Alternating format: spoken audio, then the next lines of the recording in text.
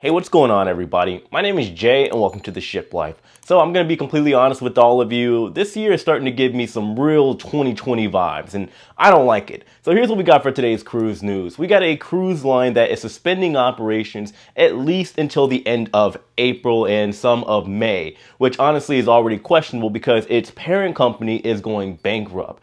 Now, this company, along with others, are also sending crew home until further notice, and we got some cancellations. So as you can see, we got a lot to go over, so let's go ahead and get into it. So we have this company over in Hong Kong known as Genting. Unfortunately, we learned that on Wednesday, January 19th, that they were contacting their liquidators. For those of you that don't know, when you liquidate something, basically if you own a company, that means you take something that you might own, in this case a cruise line, like your cruise ships, your buildings that you might own based with the cruise ships, your purple rubber wristbands that are determining who's vaccinated, who's not vaccinated on board cruise ships, and you are selling it and turning it into money. This is basically what's happening with Genting Cruise Lines. They are going bankrupt. So they're selling off whatever they can. They are liquidating whatever it is that they can in order to get as much money out of the company before it goes belly up. This is unfortunate news because, like I said, this is something that we saw, unfortunately, a lot with a lot of smaller cruise lines back over in 2020. Now, at first, if you look back about a month ago, things seem to be okay. Over in Hong Kong, they are doing sailings to nowhere with the Genting Dream, and then you have Royal Caribbean Spectrum of the Seas. However, unfortunately, due to the Omicron spread, they were trying their best to kind of mitigate the spread. They weren't able to do so, but about a month ago, they were able to do like a brief suspension pause in operations, not only with cruising, some airlines, some other operations that are taking place over in Hong Kong, but we are now learning that unfortunately, due to everything going on with Genting, they are going to shut down. We also learned back on January 10th that the shipyard that was building the Genting ships also filed for bankruptcy, which honestly probably caused somewhat of a domino effect with the cruise line going bankrupt. Now, included with this domino effect that I'm speaking of, we do have another luxury cruise line known as Crystal Cruises. So Genting Cruises is the parent company of Crystal Cruises. They own it. So it's essentially like a subsidiary.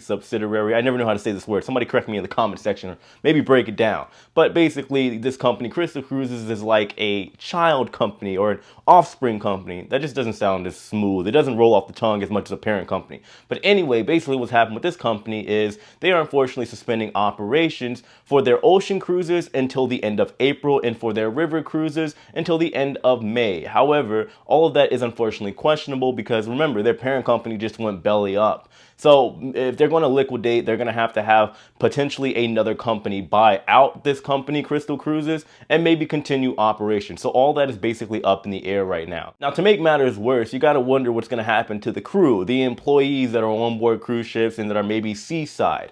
Well, we know that a lot of them, let's say if they aren't working where they live, and they aren't on a cruise ship, they are going to be sent home until further notice. Now, even though we have suspensions that are taking place until April and May, that doesn't necessarily mean that the crew members are going to go back. And then a lot of crew members are naturally going to go look for other work. However, that is going to be, unfortunately, easier said than done, especially during this pandemic era with the Omicron variant, because I've explained to you guys as a former crew member, it is a lot of work, a long process for crew members getting on board cruise ships, and I couldn't even imagine at this day and age, them being able to get on at the snap of a finger, transferring from Crystal Cruises to like a Royal Caribbean or a Carnival Cruise Lines. It's going to be a very long process, which means, unfortunately, there's going to be a point in time guaranteed where they aren't going to make any money. Now, I don't know for sure exactly as far as what Crystal is going to do, maybe give them 2 weeks pay, 3 weeks pay, something of that nature. But this is something that is unfortunately continuing down the line with multiple cruise lines, which I'll talk about right now. So unfortunately, in recent weeks, we've seen a long round of cancellations by multiple cruise lines,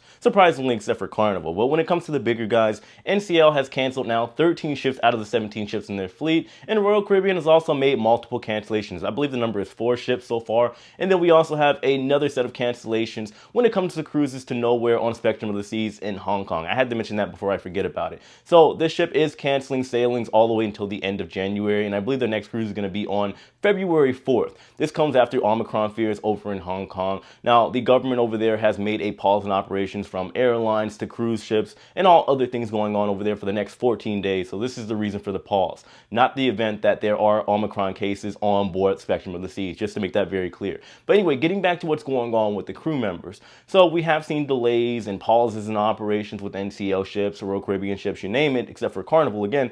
But what's happening now is we are seeing crew members that are being sent home on board these ships, mainly entertainment. Now, I've told you guys about this stuff before with the delays, and typically whenever budgets get cut and there's uncertainty, entertainment is usually the first thing to go. Why? Because honestly, whenever there's an entertainer on board, there's very little they can do. I mean, if the ship isn't in operation, pretty much the cruise lines are paying the entertainers to basically sit around there and do nothing. Yeah, I'm not saying they can't do rehearsals and stuff like that, but they're not going to be wiping down the wall, sanitizing, doing all the grunt work that potentially a lot of the other crew members are going to have to do. So in a way, especially since we aren't dealing with too many travel bans right now, it is very cost effective for the cruise lines just to take the entertainers and send them home and bring them back whenever they are going to officially resume operations. Now with NCL, for example, you have cruise lines that are suspending operations as far as into toward the middle of spring break or the beginning of spring break. So again, to keep these crew members, the entertainers specifically, on board for the next 3 months and have them just kind of sit around twiddling their thumbs waiting to resume operations, again, it just doesn't make much sense. I've also mentioned this is also going on with Royal Caribbean ships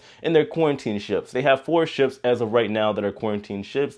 Entertainers, and especially with their delays and everything that's going on, it does make sense for them to take everybody, put them in a quarantine hotel, and then send them home after their quarantine. That way they can go home, be with their families, do what they got to do, save potentially the cruise lines a little less money, and just go on about their merry way until they get back into operation. Now with NCL on the Pearl, for example, they are sending their crew members away. This is something I can confirm as per a letter from the NCL Creative Studios, which by the way is located here in Tampa. They sent a letter over to the entertainers on board saying that they're sending them away with 2 weeks pay until April 15th. Now this does suck because 2 weeks of pay and April 15th being literally months away, they are going to lose quite a bit of cash, but it is what they got to do at this point. There's not much that can really be said about it. I do believe that there is potentially some very, very bright lights at the end of the tunnel, seeing as how things are somewhat slowing down with the Omicron, and I do believe that NCL, Royal Caribbean, and the other lines are kind of starting to get ready for this massive explosion for springtime leading into summer and throughout the rest of the year,